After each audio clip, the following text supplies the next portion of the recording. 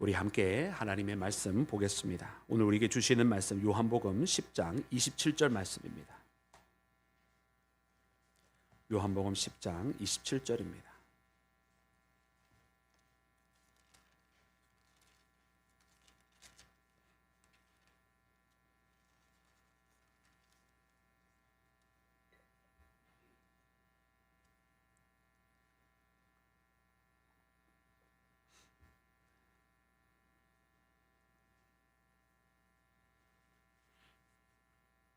우리 본문 말씀을 앉은 자리에서 다 같이 한 목소리로 우리 합독하겠습니다. 시작. 내 양은 내 음성을 들으며 나는 그들을 알며 그들은 나를 따르느니라. 아멘. 아멘. 할렐루야. 오늘 우리 주님의 크신 사랑이 사랑하는 모든 여러분과 함께 하시기를 주의 이름으로 축원합니다. 여러분, 오늘 예수님께서 내 양은 내 음성을 들으며 나를 알며 나는 그들을 알며 그들은 나를 따르느니라, 이렇게 말씀하고 계십니다. 오늘 이 말씀을 통해서 우리는 예수님의 양떼가 되었음을 기억하고, 또 예수님께서는 우리의 목자 되심을 여러분 분명히 다시 한번 여러분 우리가 확증하며, 오늘 주님의 음성을 들으며 목자 되신 그분을 따라 나서는 우리 모두가 되기를 주의 이름으로 축원합니다. 사랑하는 여러분, 우리가 코뿔소라고 하는, 여러분 우리가 짐승을 잘 알고 있습니다. 거대하고요. 동물원에 가야나 사실 볼 수 있는 여러분 코뿔소는 참 그 온몸이 갑옷처럼 여러분 이렇게 아주 두꺼운 그런 그 피부를 가지고 있는 것을 우리가 보게 됩니다. 우리가 코뿔소 그러면 이렇게 뿔처럼 나 있는 그 코를 앞세워서 막 열심히 돌진하는 그런 모습을 연상을 하게 되는데, 사실은 코뿔소는 여러분 시력이 별로 좋지 않습니다.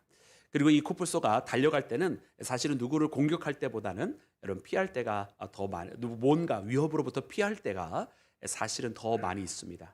그러면 여러분, 이렇게 시력이 좋지 않는 코뿔소가 도대체 위협을 어떻게 느끼고 여러분 그 위협으로부터 피신하기 위해서 달리기를 시작하는 걸까요? 여러분, 우리가 코뿔소를 이렇게 보면 사실은 그 밀림 속에 있는 코뿔소의 등 위에는 항상 이런저런 새들이 앉아 있는 것을 봅니다. 그래서 이 새들은 코뿔소 위에 이렇게 앉아서, 보통 코뿔소가 많이 움직이지도 않으니까 그렇게 코뿔소 위에 앉아 있을 수 있는 것 같아요. 그 코뿔소 위에 앉아서 무엇을 하냐면, 코뿔소 등에, 이 등짝에 붙어 있는 벌레들을 이렇게 쪼아서 먹습니다. 이 새들은 먹이를 그 코뿔소 등에서 찾아 먹게 되는 거죠. 이 코뿔소는 자기 등짝에 붙어 있는 이 벌레들을 새들이 잡아 먹어주니까 또 엄청 시원할 것 같아요.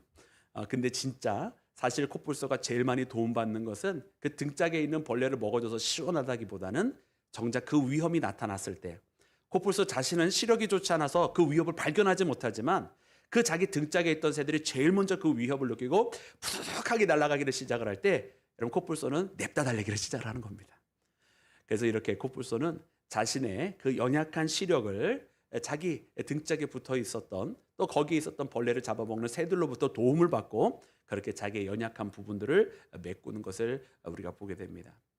여러분, 이 땅에 사는 많은 미물들을 보면, 여러분 이 땅에 사는 미물들이 각자 굉장히 장점도 많이 있고 우리 인간보다 뛰어난 부분들을 많이 갖고 있는 부분도 있지만 그것 이상으로 많은 단점들이 있잖아요. 그런데 참 하나님께서 정말 놀랍게 이 땅에 있는 것들을 만들어 놓으셔서 그 부족한 연약한 부분들이 부족하지 않을 수 있는 자기만의 생존법들을 다 가지고 있는 것을 보게 됩니다. 여러분, 이렇게 여러분 세상에 있는 미물들도 자기의 부족한 부분을 메꿔가기 위해서 자기만의 생존법이, 자기의 몸을 변형시키든 혹은 주변에 있는 것으로부터 도움을 받든 그런 자기만의 생존법을 다 가지고 있는데, 여러분 하나님께서 여러분 우리 인간들에게는 어떠한 여러분 생존법을 허락해 주셨습니까? 우리의 연약한 부분들을 메꿔갈 수 있는 그런 부분들, 여러분 우리 인간에 있는 어떤 팔이 갑자기 강력하게 변화시키거나 그렇게 하시는 하나님 많으셨거든요. 또 물론 하나님께서 자연 여러 가지로부터도 도움을 받게 하셨지만 이렇게 코뿔소와 그 새와 같은 그런 아주 독특한 관계를 하나님께서 허락하시지도 않은 것 같아요. 그럼 하나님께서는 우리 인간들에게는 무엇을 주셨는가 보았더니 바로 하나님을 알 수 있는 지각을 허락해 주셨고, 하나님을 찬양할 수 있는, 또 예배드릴 수 있는 여러분 그와 같은 마음을 주셔서 하나님의 형상을 가진 자 되어서 하나님과 함께 동행하도록, 세상 그 어떤 미물로부터 그 보완하기보다는 먼저 하나님을 알고 하나님을 통해서 하나님을 의지하고 살아가도록 만들어 놓으셨다는 사실을 우리가 깨달아야 할 줄로 믿습니다. 여러분, 그래서 이와 같은 하나님으로부터 도움받고 살아가는 존재인 우리 인간들에 대해서 하나님께서 표현해 주실 때 가장 이 그때 당시 이 팔레스타인 유대 민족들이 제일 잘 알 수 있는 여러분 그 비유가 바로 목자와 양의 여러분 그 관계입니다. 그래서 하나님께서 우리 주 예수님께서는 우리의 목자 되시고 우리는 여러분 그의 양떼가 된 것입니다. 그 왜 이 목자와 양으로 구분해 놓으셨는가 보았더니 여러분 이 양들은 오늘 말씀에도 나와 있는 것처럼 내 양은 내 음성을 들으며 이렇게 말씀을 시작하고 있어요. 그러니까 이 양떼들은 무엇을 해야 살아갈 수 있느냐? 바로 그 목자의 음성을 들어야만 살아갈 수 있는 거예요. 이 음성을 듣는다고 하는 것은 단순하게 이 귀가 열려져 있어서 그 음성을 인식했다 이런 뜻이 아니라 여러분 이 양들에게는 목자의 음성을 듣는 것이 그들의 생존의 문제라고 하는 것을 깨달아야만 합니다. 왜냐하면 이 목자가 여러분 푸른 초장으로 인도해 갈 때 무엇으로 인도해 가죠? 여러분 그 양들을 불러서 인도해 가는 거예요. 물론 그 목자의 손에는 막대기와 지팡이도 있고 또 우리가 다윗의 경우에는 이 양떼를 보호하기 위해서 물매도 가지고 있습니다만은 그러나 가장 기본적으로 이 양떼를 인도해 가는 목자의 방법은 여러분 그의 목소리입니다. 그래서 이 목소리로 양떼들을 부르는 거예요. 그러면 그 양떼들이 자기 목자의 음성을 듣고 그 목자를 양떼들이 따라 나서고 이 목자가 도달하는 그곳에서 여러분 거기에서 풀을 먹기를 시작을 합니다. 여러분 시편 23편에 여러분 푸른 초장이 나오잖아요. 여러분 이 푸른 초장에 대해서 왜 그 시편 23편에서 그렇게 노래를 할까요? 여러분 그것은 이스라엘에 푸른 초장이 여러분 많기 때문일까요? 여러분 그것이 아마 흔하게 있는 것이었다라고 한다면 여러분 그것은 아마 이렇게 푸른 초장이 하나의 꿈이나 이상향처럼 그려지지 않았을 것입니다. 실제로 이스라엘에 가보신 분들은 많이 아시지만 거기에서는 오히려 험한 곳이 많고 양떼들이 마치 그 산 위에서 간헐적으로 나와 있는 그 풀을 먹고 또 우기가 될 때마다 지역마다 옮기면서 그 풀을 먹으면서 여러분 그렇게 살아가는 거예요. 그리고서는 이렇게 널따란 평지에 풀이 이게 목초지가 있어서 그냥 자유롭게 편하게 먹으면 좋을 텐데 여러분 그렇게 산지가 있다 보니까 가시덤불도 있고 그러다 보니까 자기 몸에서 난 그 털이 얽혀가지고 여러분 자칫 그것으로 인해서 무리로부터 떨어지면 여러분 생명을 잃기도 하는 것이 바로 저 팔레스타인 지역에 있는 양의 운명입니다. 그러하기 때문에 이 양들은 목자의 음성으로부터 떨어지는 것은 여러분 생명을 잃어버리게 되는 거예요. 그 목자로부터 그로부터 벗어나게 되면 여러분 자기를 보호할 수 없게 되는 것이고 그 목초지도 찾을 수 없게 되고 자기가 가시덤불에 걸리게 될 때에 거기서 벗어날 수도 없게 되는 것입니다. 사랑하는 여러분, 이와 같은 모습을 통해서 주님은 우리와 주님의 관계를 표현하셨어요. 여러분 우리가 이 땅에 살아갈 때 세상의 어떤 민물로부터 여러분 우리가 물론 자연과 함께 어우러져가는 삶은 있지만 그러나 이 땅에는 그 어떤 세상에 있는 이 피조 세계로부터 큰 도움을 받고 그들이 없으면 생존을 할 수 있도록 그렇게 만들어 놓으시지는 않았지만 그러나 사실은 더욱더 우리에게 절대적으로 우리가 하나님의 음성을 들어야만 우리 구주 예수님의 음성을 들어야만 살아갈 수 있도록 만들어 놓으셨다고 하는 사실을 우리가 깨달아야 할 줄로 믿습니다. 그래서 우리가 예수님의 음성을 놓치게 되면 여러분 우리가 어디에서 양식을 얻겠습니까? 여러분 세상으로부터 양식을 얻는 것은 여러분 잠시 있다가 사라지는 것뿐이요. 우리가 영원한 여러분 우리의 영의 양식은 오직 주님의 말씀으로부터 오는 줄로 믿습니다. 여러분 누가 우리를 지키며 돌봐주겠습니까? 여러분 세상에 있는 그 모든 것들 아무리 부둥켜 안아도 금방 언젠가 사라질 수밖에 없는 허망한 것들입니다. 오직 우리를 사랑하시는 여러분 하나님의 거룩한 손길이 오늘 사랑하는 모든 여러분과 함께 있어서 여러분 목자 되신 그분의 여러분 보호하심을 덧입고 살아가는 우리 모두가 되기를 주님의 이름으로 축원합니다. 사랑하는 여러분 두 번째로 오늘 말씀 가운데 보니까 여러분 내 양은 내 말을 듣는다라는 말씀뿐만 아니라 여러분 목자도 그들을 알고라고 기록이 되어 있어요. 여러분 목자는 양을 압니다. 근데 그 목자 기노스코라고 표현되어 있는 이 안다라고 하는 표현이 여러분 어떻게 하는 거냐면 바로 속속들이 안다는 뜻이에요. 속속들이 안다. 여러분 주님은 우리를 속속들이 알고 계시는 줄로 믿습니다. 아멘이 좀 작아진 거 보니까 주님 나를 좀 아직도 모르시는 것 같아요. 좀 그렇게 생각하는 분이 꼭 계시다고 한다면 여러분 이 시간 다시 한번 자신을 나보다 나를 더 잘 알고 계시는 여러분 주님을 만나시기를 주님의 이름으로 축복합니다. 사랑하는 여러분 언젠가는 한번 그런 생각을 하고 있어요. 하나님께서 도대체 나를 왜 여러분들 아시는 것처럼 제가 어렸을 적에 부모님을 따라서 저 남미 아르헨티나에 살았는데 하나님께서 도대체 나를 왜 저 남미로 보내셨을까? 여러분 그런 생각을 여러 번 한 적이 있었어요. 왜냐면 이제 그 초등학교 12살이 되었을 때에 이제 부모님을 따라서 이제 아르헨티나에 가게 되었다고 했더니 선생님께서 너무 안타까워하셨어요. 야, 너는 여기서 공부를 잘해가지고 잘 될 수 있을 것 같은데 성준아, 너는 왜 아르헨티나를 가니? 그러시는 거예요. 저 남미니까 그때 당시 88년에 떠났어도 굉장히 후진 나라라고 인식이 되어 있었던 거죠. 그래서 뭐 저는 아무것도 모르니까 부모님 따라서, 부모님께서 선교사로 나가시니까 그냥 부모님 따라서 이제 그렇게 나간 거예요. 그래서 이제 거기서 이렇게 아무것도 모르고 이렇게 성장을 하는데, 이제 사춘기가 들고 이제 뭐 대학에 진학하고 그때쯤 무렵에 그런 생각이 드는 거예요. 난 도대체 하나님께서 왜 이 남미로 보내셨을까? 저는 왜 그랬는지 몰랐어요. 뭐 알 수도 없었고요. 그저 주어진 환경에서 그냥 한 명의 그 남미에 있는 한인으로서 그렇게 성장을 해왔죠. 그러다가 이제 미국에 대학을 가게 되었습니다. 먼저 한국에서 감신대를 나오고 그다음에 대학원 과정에 이제 미국에서 다니게 되었는데, 그때 제가 이래서였구나라고 생각을 했어요. 왜 그랬냐 봤더니 이 미국이라고 하는 나라가, 여러분, 거기서 영어만 쓰는 나라가 아니더라고요. 저 텍사스 지역 또 조지아 지역에서 제가 주로 살았고, 저 뭐 뉴욕이나 시카고도 많이 방문하게 되었었는데, 그때 보니까 정말로 멕시칸들이 많은 거예요. 또 멕시칸뿐만 아니라 많은 라티노들이 있어서 중미, 뭐 남미 이쪽에서 모든 사람들이 다 거기 와서 살고 있는 거예요. 그러면서 심지어 텍사스 같은 경우는 관공서에는 항상 영어뿐만 아니라 스페인어를 같이 쓰더라고요. 그 아르헨티나에서 사용했던 언어가 스페인어거든요. 그래서 하나님께서 이 지역에서 이런 사람들과 함께 살아가도록 만드시려고 나를 저 남미 아르헨티나에서 살게 하셨구나. 그리고서는 대학원 다닐 때부터 저 단기 선교를 멕시코에 있는 유카탄에 또 중미에 있는 혼두라스에 이렇게 다녀오면서 내 비전이 이것인가 보다 하면서 이렇게 하나님 앞에 그 꿈을 이렇게 조금씩 키워가고 있었습니다. 그런데 여러분, 또 세월이 조금 더 지난 다음에 여러분 아시는 것처럼 제가 이렇게 지금 미국에 살고 있지 않잖아요. 그럼 제가 지금 어디 살고 있어요? 지금 서울에 와 있잖아요.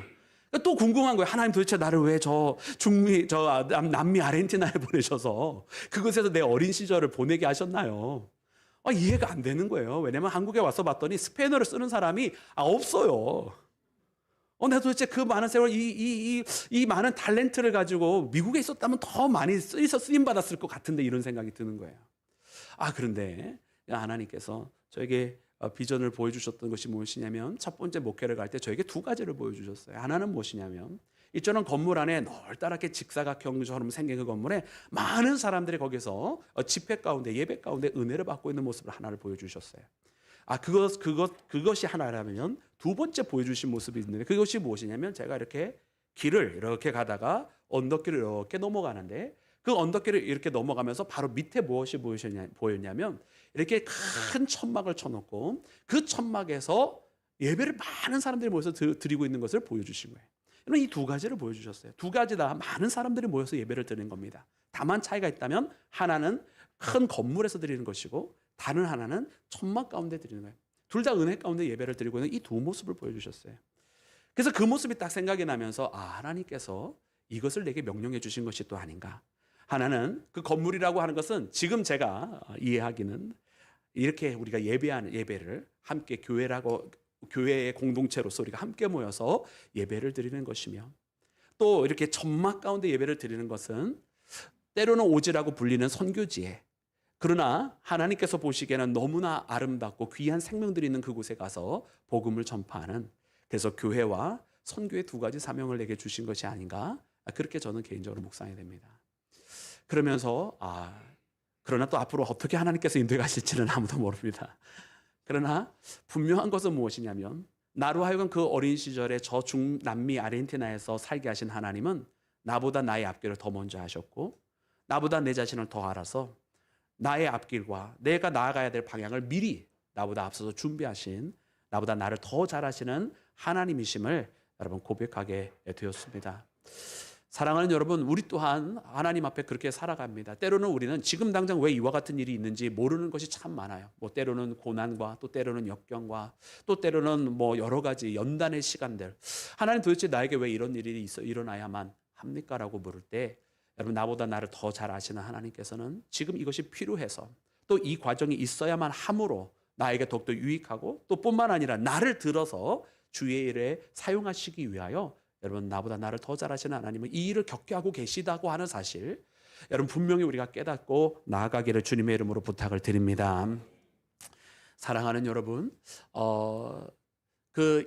이 목자와 양의 관계 속에서 목자는 어느 정도까지 그 양을 아느냐?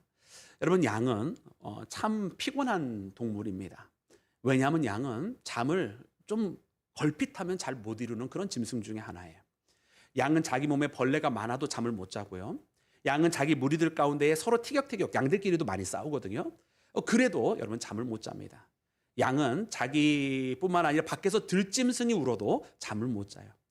그러니까 너무나 피곤한 거예요. 왜냐하면 밖에서 무슨 들짐승이 뭐 예를 들어서 늑대가 와 하고 운다고 한다면 여러분 그거 하나 때문에도 잠을 못 자는 존재가 양이고, 몸에 뭐가 생겨도 잠을 못 자는 존재가 양이고, 그럼 어떻게 해야 돼요? 뭐 밤낮으로 돌보아줘야 되는 게 양이더라고요. 여러분, 목자는 어떻게 하느냐? 목자는 그 양과 함께 잡니다. 그래서 그 들짐승들이 있을 때에 거기서 함께 그 양들을 지켜주고, 양들에게 그 벌레가 잔뜩 생겨질 때 양의 털을 깎아주기도 하고, 그 벌레들을 잡아주기도 하고, 그렇게 양을 베고 같이 잠을 자기도 하면서 양과 함께 머무는 존재가 바로 목자예요. 그래서 양은 타인의 목소리나 이런 다른 들짐승들의 목소리가 들릴 때 굉장히 불안해하다가도 목자가 그 양의 이름을 부르면 여러분 그 양은 굉장히 평안하게 그 목자에게 다가옵니다. 그러므로 이 목자가 양을 그렇게 불러주는 거예요. 불안해할 때마다 그 양을 불러서 자기에게 가까이 오게 만들어요. 사랑하는 여러분, 우리 주님께서 말입니다. 우리가 이 땅에 살아갈 때 참 우리가 근심도 많고 걱정도 많고 또 우리 살아가면서 참 불평도 많고, 참 어떻게 보면 한 명의 존재로서, 하나의 존재로서는 되게 여러분 손이 많이 가는 존재예요. 여러분 아셨습니까? 여러분들 되게 손 많이 가는 존재예요. 근데 그럴 때마다 하나님께서 우리와 그 어느 때보다도 가까이 계셔서 우리를 불러주시고, 우리가 주님 앞에 그 부르심을 듣고 나아갈 때 여러분 우리에게 없었던 평안이 생겨지고 주님과 가까이 하게 되는 그 순간에 여러분 그 불안도 다 사라지게 되고 여러분 도리어와 감사와 안식이 넘쳐나게 되는 줄로 믿습니다.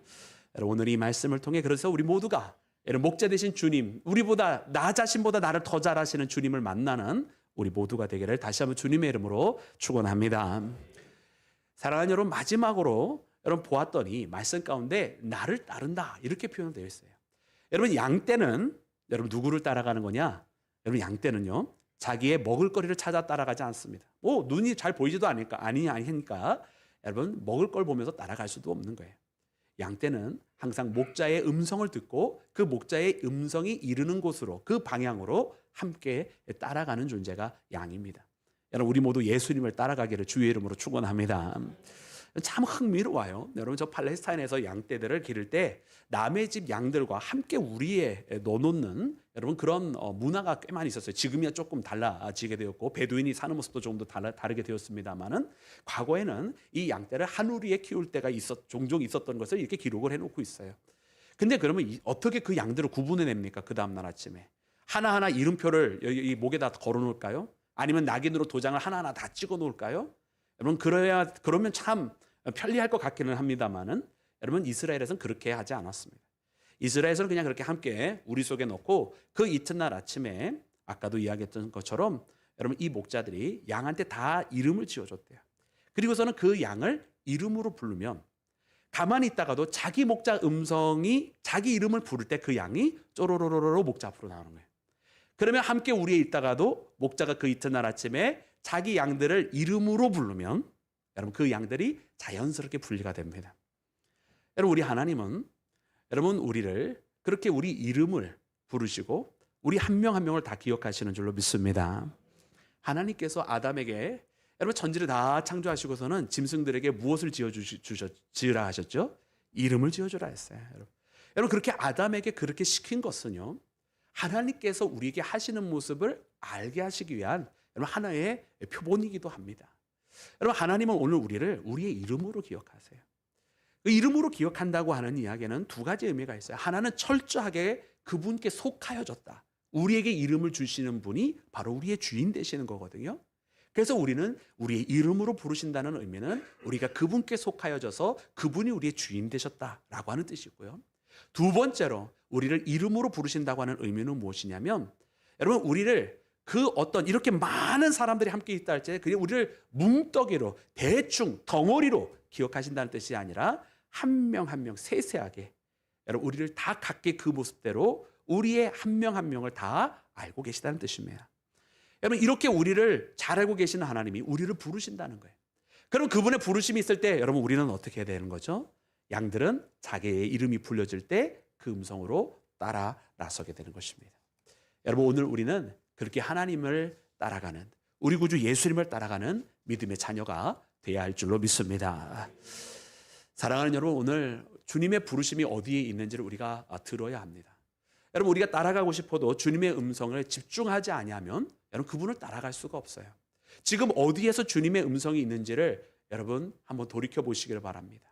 여러분 어디에서 주님께서 어느 곳에서 사랑하는 여러분들을 어느 방향으로 지금 부르고 계시는가요? 여러분 오늘 우리가 말씀을 보면서 예수님의 제자들을 보게 됩니다. 여러분 예수님의 제자들이 예수님께서 이 십자가를 지시기까지의 삶을 보면 예수님과 함께 그 육신은 같이 있어서 예수님을 동행해 드리고 있었고 함께 가고 있었습니다마는 여러분 그들의 삶의 발걸음은 예수님과 다른 곳으로 가고 있었습니다. 예수님은 저 십자가 갈보리 동산으로 올라가실 때에 예수님께서는 자신을 다 드리려고 자신의 물과 피를 다 쏟으려고 여러분 십자가를 향해 걸어 올라가시고 계셨어요. 그런데 예수님의 제자들은 예수님과 함께 예루살렘으로 걸어 올라갈 때에 예수님과 함께 자기를 다 드리려고 올라간 것이 아니라 거기에서 한 자리 차지하려고 누가 예수님의 오른편에 앉을까? 누가 제2인자가 될까? 그걸 가지고 서로 옥신각신 다투면서 저기에서 예수님을 따라가면서 예수님과 같은 길이 아닌 거기에서 영화의 길을 바라보며 그렇게 올라가고 있었습니다. 몸으로는 예수님 곁에 지키고 있었는지 모르지만 마음으로는 예수님으로부터 너무 멀리 있었고 예수님과 함께 저 갈보리 동산으로 가는 것 같았으나 예루살렘까지 가면서 갈보리 동산까지는 결국에는 가지 못하고 다 도망하는 그런 자들이 되었던 것을 봅니다. 여러분 오늘 우리도 예수님을 따라간다. 주님의 음성을 듣고 예수님을 따라간다고 한다면 여러분 그 발걸음은 여러분 예수님과 다른 마음을 가지고 가는 발걸음이 아니라 이렇게 끝까지 예수님과 함께 십자가로 끝까지 나아가는 그런 믿음의 발걸음이 되어야 할 줄로 믿습니다. 많은 사람들이 예수님과 동행하지만 예수님과 다른 마음으로 가는 사람들이 얼마나 많은지 몰라요. 다른 마음으로 가다 보니까 결국에는 예수님이 이르시기를 원하는 그곳에는 마지막에 도달하지 못하는 신앙인들이 정말로 많이 있어요. 여러분 오늘 우리의 마음이 그래서 예수님과 하나가 되기를 원합니다. 그래서 예수님께서 가시기를 원하는 그곳에 끝까지 함께 동행할 수 있는 마지막에 다른 길을 걸어갔던 제자들이 아닌 정말 예수님께서 십자가 이후에 결국에는 따라갈 수 있었던 그 제자들과 같이 그렇게 예수님과 함께 이 길을 걸어가는 우리 모두가 되기를 주의 이름으로 축원합니다. 오늘 사랑하는 여러분들을 부르시는 예수님의 음성이 어디 있는지를 꼭 들으시고 예수님께서 계신 그곳으로 따라 나서는 우리 모두 믿음의 자녀가 되기를 주의 이름으로 축원합니다. 우리 함께 기도하겠습니다.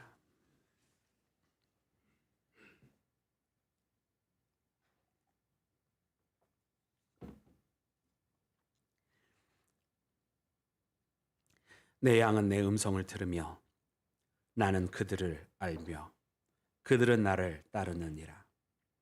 오 할렐루야. 주님, 이제 우리가 다시 한번 주님의 음성에 집중하기를 원합니다.